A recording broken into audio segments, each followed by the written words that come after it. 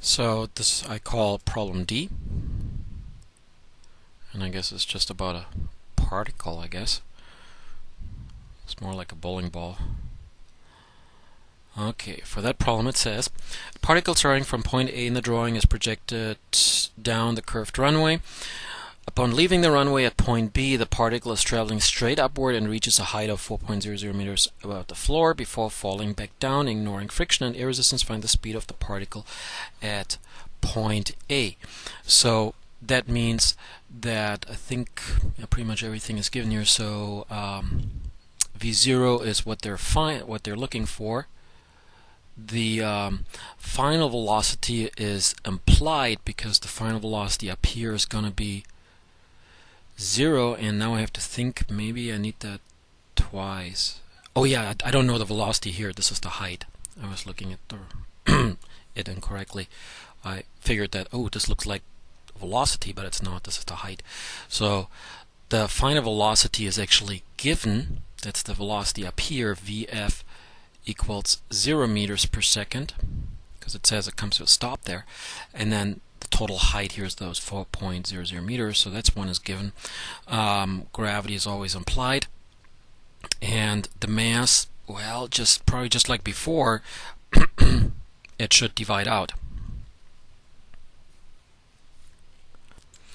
So then here we have initial kinetic energy.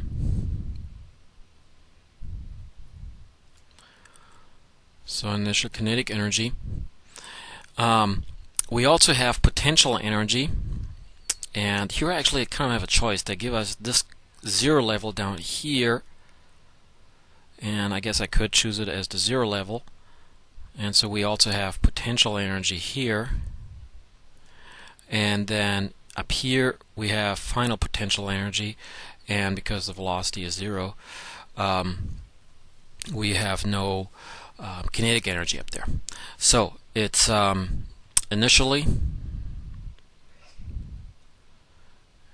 sorry about the handwriting again, final, and so here we have KE0 plus PE0 equals PE final. And as I go through motions here, at some point I will mention that as we choose this one here as being the 0 level, there's another one we could choose this one as being the 0 level, and I'll show that later when I'm done. Okay, so kinetic energy initial is 1/2 times mass initial velocity squared plus mg, and then the initial height actually, so I call it h0, and that equals mg times final height. Okay, I'm supposed to come up with the V0. First of all, the mass divides out, and so I'm supposed to come up with V0, and that equals, then therefore if I get this to the other side, it's going to be G times HF minus H0, and then the 1/2 has to go to the other side, so I multiply by 2. There we go, and here's the square root to get the V0. So the answer is then going to be take the square root of 2g and the difference of height. And because everything is in standard units, this one here should come out to meters per second. Just something about the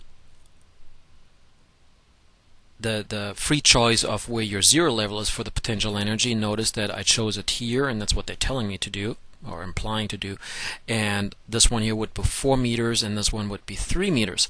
Now notice if I chose my 0 level to be here, then of course potential energy is 0 here, and this potential energy up would be only 1 meter up from this level here. So just 1 meter up, which is the same thing. So 4 minus 3 is that 1. So that's kind of for me to show you that it doesn't matter where you put the potential energy line, where you put the 0 level line.